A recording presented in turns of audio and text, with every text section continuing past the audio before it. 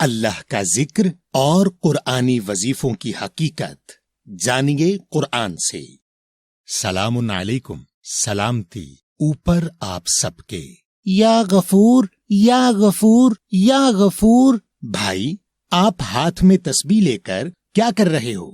بھائی، مجھے کسی نے گناہوں سے معافی لینے کے لیے ایک وظیفہ بتایا ہے۔ اس وظیفے میں اللہ سے معافی لینے کے لیے اللہ کا ذکر کرنا ہے 101 مرتبہ فجر کے وقت، کیونکہ اللہ نے بھی سورہ نمبر 33 کی آیت نمبر 41 میں اپنا ذکر لینے یا کرنے کا حکم دیا ہے۔ آپ یہ آیت دیکھیں۔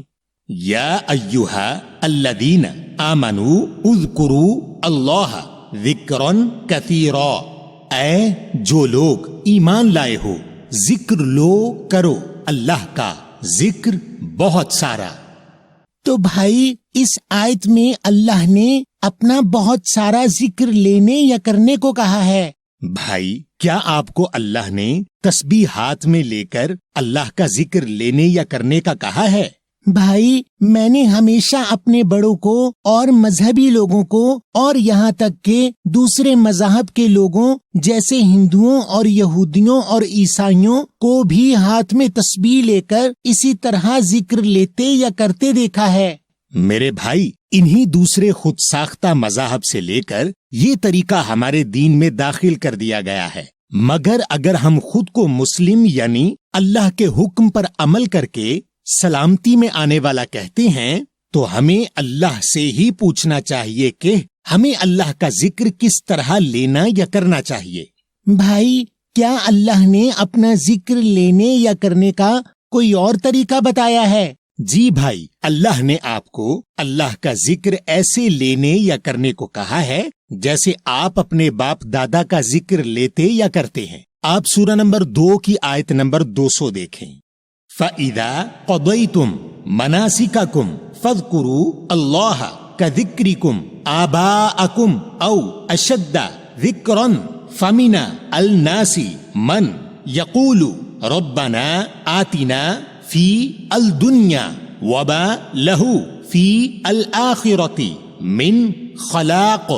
پھر جب تم مکمل کر لو تم سب کے مناسک، پھر ذکر لو کرو اللہ کا جیسے تم سب ذکر لیتے کرتے ہو تم سب کے باپ دادا کا، یا بڑھ کر ذکر، پھر لوگوں میں سے جو کہتے ہیں ہمارے رب عطا کر ہمیں بیچ خاص دنیا اور نہیں ان کے لیے بیچ خاص آخرت بنے ہوئے میں سے۔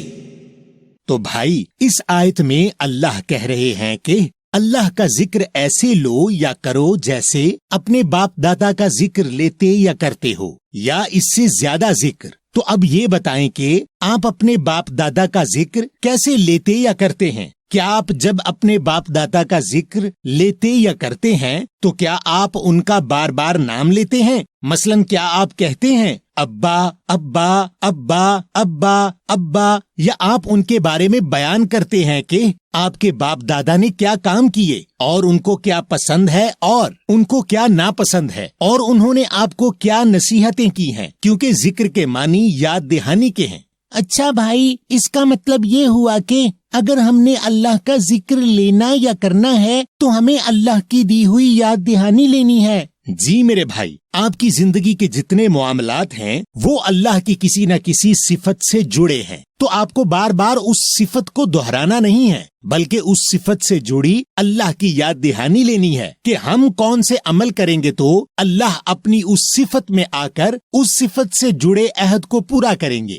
بھائی، کیا آپ اس بات کو مثال سے سمجھائیں گے؟ مثلاً میں یا غفار کا وظیفہ کر رہا تھا اور اس کے علاوہ 5 اور طرح کی استغفار کے وظیفے بھی کرتا ہوں تاکہ اللہ میرے لیے غفار ہو جائے، تو مجھے ان وظیفوں کے بجائے اللہ کا ذکر کیسے کرنا چاہیے کہ اللہ میرے لیے غفار ہو جائے اور میرے گناہ معاف کر دے؟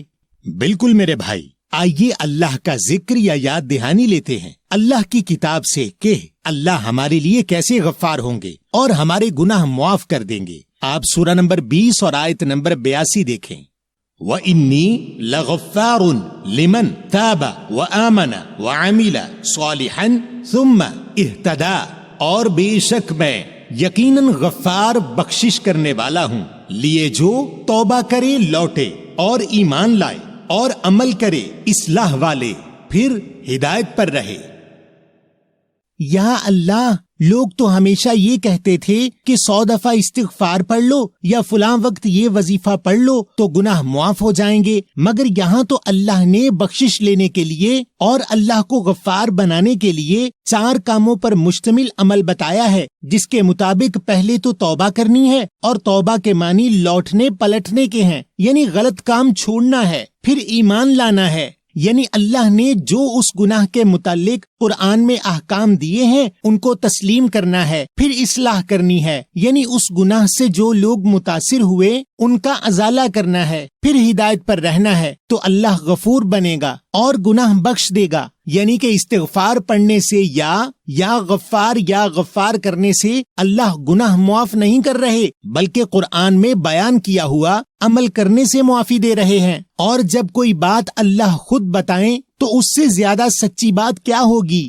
بالکل میرے بھائی، اور اگر آپ یہ جاننا چاہتے ہیں کہ آپ کی توبہ قبول ہوئی یا نہیں، اس کے طریقے کے لیے آپ ہماری اللہ آپ سے کیسے کلام کرتا ہے والی ویڈیو دیکھیں۔ شکریہ بھائی۔ اچھا، ہم لوگوں کا ایک اور بڑا مسئلہ رزق کا ہے، جس کے لیے ہر دوسرا شخص کوئی نہ کوئی وظیفہ بتا رہا ہوتا ہے، جیسے فجر کے وقت 100 مرتبہ یا رزاقو کا ذکر کرنے سے اللہ رزق میں برکت دیتے ہیں۔ بھائی، کیا اللہ نے ان وظیفوں کو کرنے کا کہا ہے؟ جی نہیں۔ تو بھائی، سورہ نمبر 7 کی آیت نمبر 33 کے مطابق یہ حرام ہے کہ آپ اللہ سے وہ باتیں منسوب کریں جن باتوں کا اللہ نے اپنی کتاب میں بیان نہیں کیا، اور یہ سب شیطانی عمل ہیں، کیونکہ یہ عمل آپ کو اس مسئلے سے متعلق اللہ کی ہدایت سے دور کرتے ہیں۔ تو بھائی، پھر میں اللہ کی الرزاق والی صفت سے کیسے فائدہ اٹھا سکتا ہوں کہ میرے رزق میں اضافہ ہو جائے؟ بھائی، اس بات کا جواب اللہ نے 2 حصوں میں دیا ہے۔ آئیے پہلے دیکھتے ہیں کہ آپ کا رزق کس کی ذمہ داری ہے، پھر دیکھیں گے کہ اللہ نے رزق میں اضافہ کرنے کے کیا طریقے بیان کیے ہیں۔ آپ پہلے سورہ نمبر 11 کی آیت نمبر 6 اور سورہ نمبر 29 کی آیت نمبر 60 دیکھیں۔ وَمَا مِن دَابَّةٍ فِي الْأَرْضِ إِلَّا عَلَىٰ اللَّهِ رِزْقُهَا وَيَعْلَمُ مُسْتَقَرَّهَا وَمُسْتَوْدَعَهَا كُلٌّ فِي كِتَابٍ مُبِينٍ، اور نہیں کوئی جاندار سے بیج خاص زمین مگر اوپر اللہ کے اس کا رزق، اور وہ جانتا ہے جہاں اس کو ٹھہرایا جاتا ہے اور اس کو چھوڑا جاتا ہے، تمام ہے بیج کتاب لکھائی واضح بیان کی ہوئی۔ وَكَأَيٍّ مِّن دَابَّةٍ لَا تَحْمِلُ رِزْقَهَا اللَّهُ يَرْزُقُهَا وَإِيَّاكُمْ وَهُوَ السَّمِيعُ الْعَلِيمُ، اور جیسے کتنے جانداروں سے نہیں تم اٹھاتے، ان کا رزق دیا ہوا اللہ دیتا ہے ان کو اور تم سب کو بھی، اور وہ ہے خاص سننے والا، خاص جاننے والا۔ تو بھائی، ان 2 آیات میں اللہ واضح کر رہے ہیں کہ آپ کا رزق اللہ کی ذمہ داری ہے۔ تو پہلی بات یہ کہ آپ کا اگر اللہ پر توکل اور ایمان ہے تو آپ کو اپنے رزق کے لیے پریشان نہیں ہونا۔ اب دوسری بات رزق میں اضافے کے طریقے کی، آپ سورہ نمبر 34 اور آیت نمبر 39 دیکھیں۔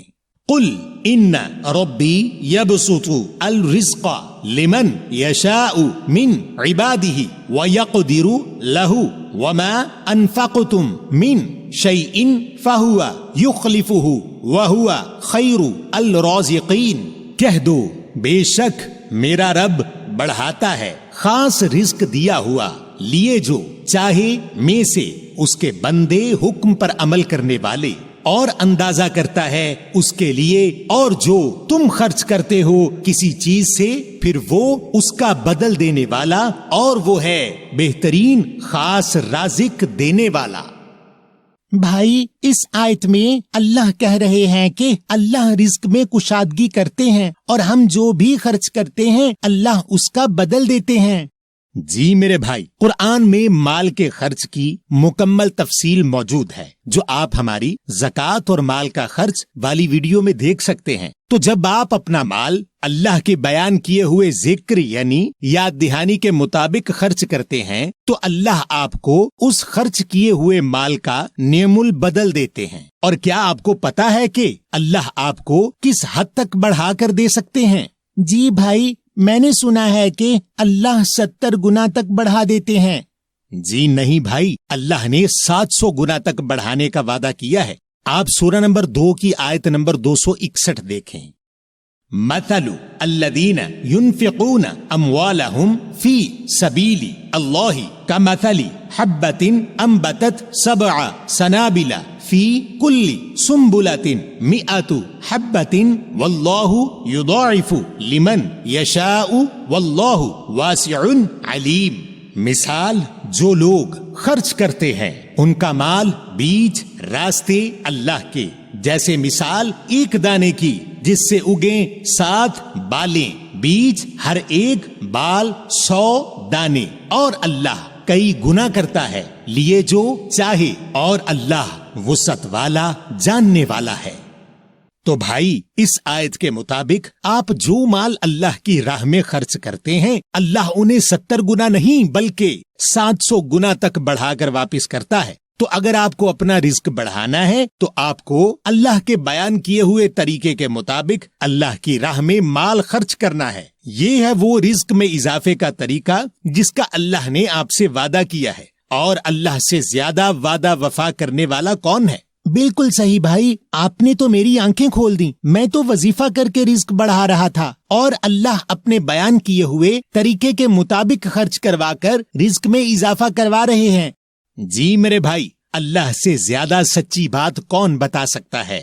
اچھا بھائی، اب ایک آخری سوال ہے۔ ہم لوگوں کے گھروں میں جب بھی کوئی پریشانی آتی ہے تو ہم لوگ آیات کریمہ کا وظیفہ کرتے ہیں، جو یہ ہے لا الہ الا انت سبحانک انی کنت من الظالمین، اور یہ تو قرآن میں موجود ہے۔ بھائی، یہ تو ایک آیت کا چھوٹا سا حصہ ہے۔ کیا آپ نے کبھی اس آیت کے حصے کو ترجمہ سے پڑھا اور سمجھا ہے؟ کیا کبھی قرآن سے اس کے متعلق اللہ کا جواب لینے کی کوشش کی؟ آئیے پہلے یہ مکمل آیت دیکھتے ہیں۔ آپ سورہ نمبر 21 کی آیت نمبر 87 دیکھیں۔ وَذَا النُّونِ إِذْ ذَهَبَ مُغَاضِبًا فَظَنَّ أَن لَّن نَّقْدِرَ عَلَيْهِ فَنَادَى فِي الظُّلُمَاتِ أَن لَّا إِلَٰهَ إِلَّا أَنتَ سُبْحَانَكَ إِنِّي كُنتُ مِنَ الظَّالِمِينَ۔ اور یہ النون جب نکلا غضب میں سے، پھر خیال کیا کہ نہیں ہم اندازہ کریں گے اوپر اس کے، پھر پکارا بیچ خاص ظلمات اندھیروں کہ نہیں کوئی معبود حکم دینے والا مگر تو سبحان ہے، بے شک میں ہوں خاص ظالموں آیتوں کو نظر انداز کرنے والوں میں سے۔ تو بھائی، اس آیت میں اللہ اپنے ایک بندے کی پکار بتا رہے ہیں جو بندہ ظالم بن کر ظلمات میں چلا گیا۔ آئیے اب قرآن سے ظلمات کو سمجھتے ہیں اور اللہ کا بیان کیا ہوا طریقہ دیکھتے ہیں۔ ظلمات سے نکلنے کے لیے آپ سورہ نمبر 6 کی آیت نمبر 39 دیکھیں۔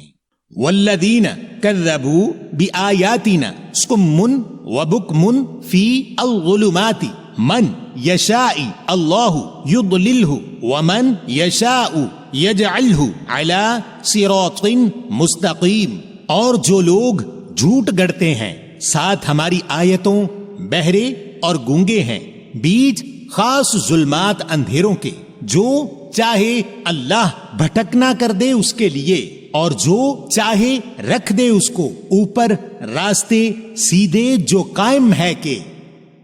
بھائی، اس آیت میں اللہ کہہ رہے ہیں کہ جو لوگ اللہ کی آیات کو جھٹلاتے یا ان کے ساتھ جھوٹ گھڑتے ہیں وہ لوگ ظلمات میں ہیں۔